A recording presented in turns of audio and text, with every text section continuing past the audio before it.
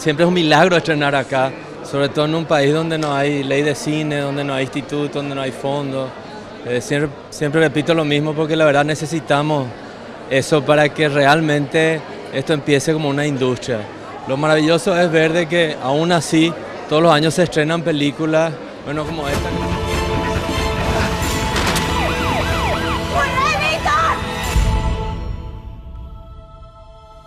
Para que ya no sea un milagro estrenar películas paraguayas, los realizadores de nuestro país mantienen la esperanza en la aprobación de la ley de cine. Entre otras cosas, el proyecto incluye crear un instituto cinematográfico que canalice recursos nacionales e internacionales para producir cine, entre otras reglas. Estamos muy contentos con ese paso, ojalá se cierre todo y que realmente tengamos pronto una ley que nos proteja y sobre todo también que viabilice los fondos, porque hay muchos fondos incluso en el exterior para cine, pero necesitamos un instituto que haga que eso sea absolutamente transparente y que sea viable para todos, ¿verdad? Una ley similar aplicada en Argentina permitió que en el país vecino se produzcan más de 100 filmes por año.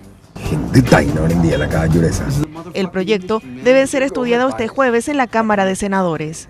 ¿Por qué pues sigue usando este auto tan viejo? Guarde.